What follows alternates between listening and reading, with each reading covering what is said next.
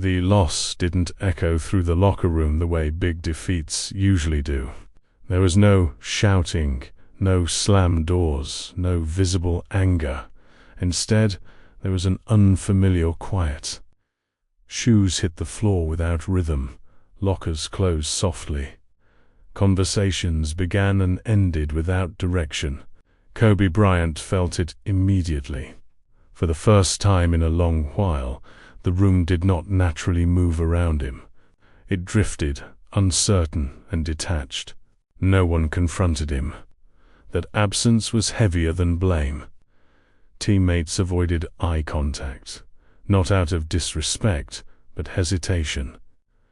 The usual gravity Kobe carried in close games felt weaker, unsettled by what had just happened on the court. He sat with a towel over his shoulders, breathing steady, replaying the game without emotion. Missed shots didn't bother him. The hesitation he sensed around him did.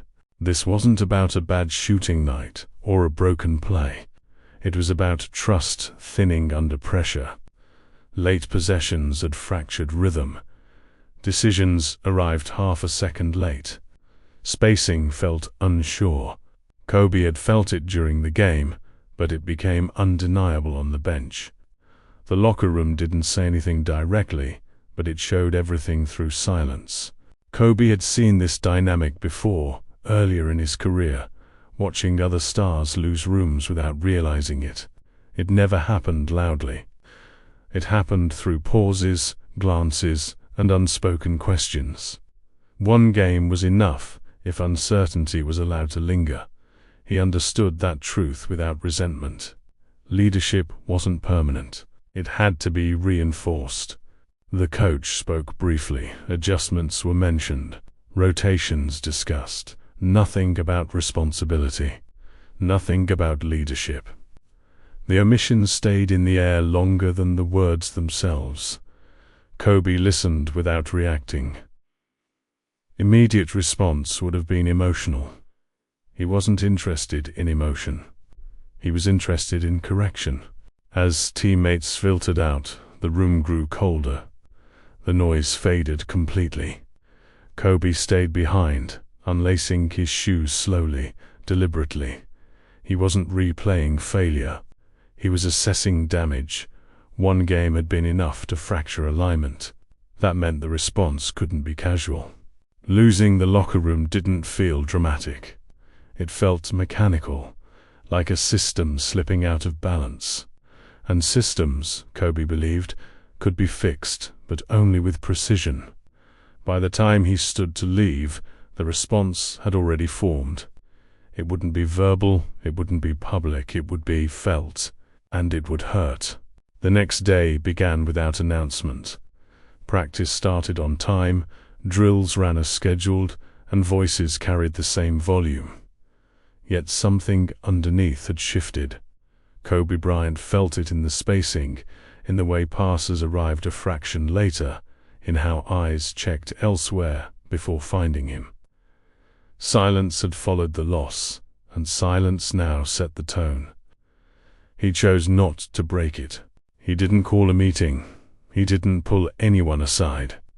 Words would have framed the moment as personal, and he refused that. This wasn't about ego or offense. It was about alignment. Speaking too soon would turn correction into debate, and debate diluted responsibility. Silence kept the focus where it belonged. During drills, Kobe demanded nothing verbally. He corrected with pace, with positioning, with example. He ran every repetition as if it were late game. When mistakes happened, he reset immediately. No gestures, no frustration. The message wasn't delivered through tone.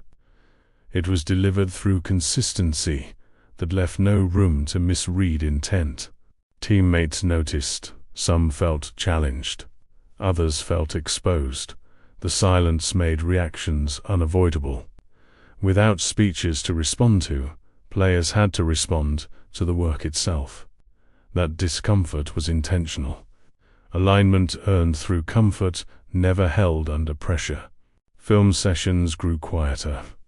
Kobe pointed to possessions and rewound them without commentary, letting the evidence speak. The room filled the gaps on its own. What was missing became obvious without accusation. Silence sharpened attention more than instruction ever could.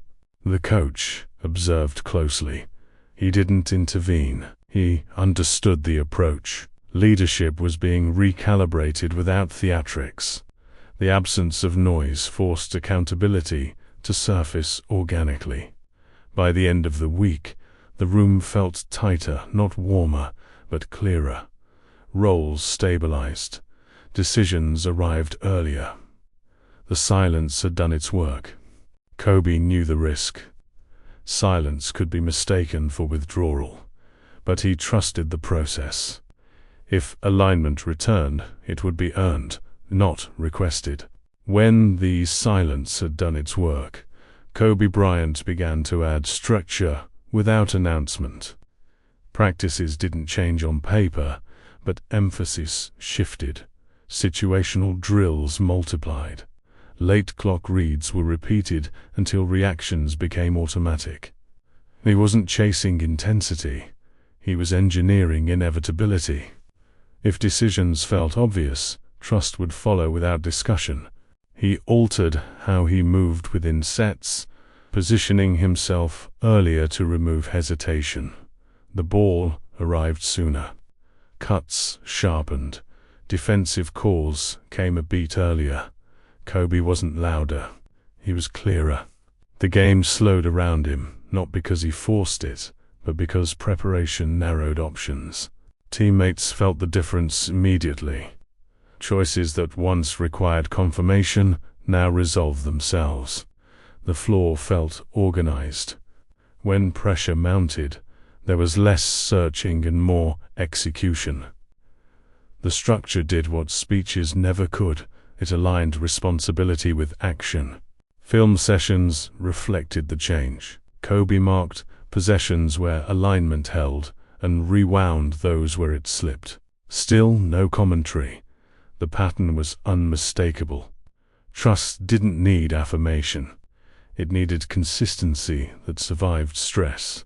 The coach recognized the shift as well. And the game packages tightened, roles stabilized. The bench no longer debated outcomes. It anticipated them. Kobe's presence wasn't symbolic. It was functional. The system worked better with him at the center because uncertainty had been removed. Games began to confirm it. Close moments felt rehearsed rather than improvised. Misses happened, but panic didn't. Decisions arrived early enough to matter. The room responded without being asked.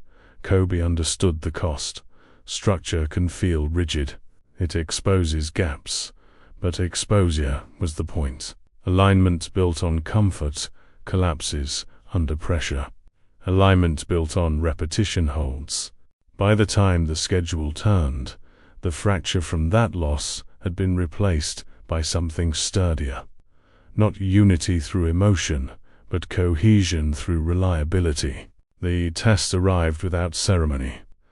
A tight game, a restless crowd, and a fourth quarter that compressed every mistake.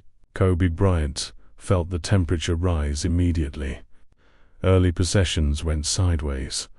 A turnover, a rushed look, the kind of sequence that invites doubt. He didn't react. He slowed his breathing, trusted the structure he had built, and let the game come back to order. The bench stayed quiet. No glances, no mid-possession instructions. That silence mattered. It signaled trust without needing affirmation. Kobe took what the defense gave, moved the ball early, and reclaimed space before pressure could trap decisions. The game stopped feeling frantic and started feeling measured. Teammates adjusted in real time. Cuts sharpened. Screens arrived on time. Defensive switches were called before breakdowns formed. It wasn't dominance by volume. It was controlled by timing. The structure held because it had been rehearsed when it was uncomfortable. A miss late threatened momentum. Kobe didn't force the next shot. He reset the possession, drew two defenders, and delivered the ball where the read demanded. The choice wasn't emotional. It was procedural. The room felt it immediately.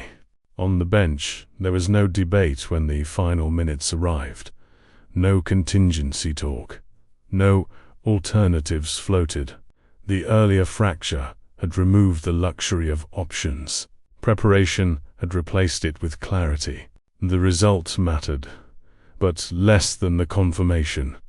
The approach survived contact. Pressure didn't expose gaps. It validated the work that closed them. Afterward, Kobe reviewed the film alone. He marked lapses others would ignore. Success didn't soften the standard. It narrowed it. The test didn't erase the memory of the loss. It recontextualized it. The fracture had become the blueprint. What lingered after that game wasn't relief. It was recognition. The locker room felt different the next time they walked in. Not louder. Not warmer. Clearer. Conversations were shorter. Jokes didn't stretch as long. Preparation began earlier without instruction. Kobe Bryant hadn't reclaimed the room with words. He had rebuilt it with reliability. Teammates responded in subtle ways. Passes arrived earlier. Defensive help came instinctively. Late-game possessions no longer felt like auditions. Roles were understood before they were tested. The uncertainty that had crept in after the loss had nowhere left to settle. The coaching staff adjusted without announcement. Rotation stabilized, trust condensed. When games tightened, there was no search for answers. The bench no longer asked who should carry responsibility. It recognized when responsibility had already been claimed. Kobe never referenced the game where alignment fractured. He didn't frame it as motivation or lesson. To him it was data, a signal that exposed a vulnerability. Once addressed, the signal lost relevance. Dwelling on it would only reopen space for doubt. What changed most was how control operated. Kobe no longer waited for moments to define authority. He prepared so thoroughly that authority became implied. Decisions felt less like choices and more like conclusions reached in advance. The room followed because the work held under pressure. Not every shot fell. Not every night ended cleanly. But structure didn't collapse.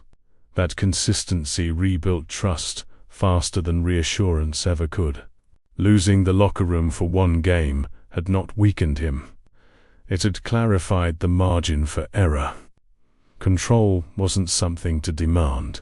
It was something to make inevitable. What followed was unforgiving, not to people, but to standards.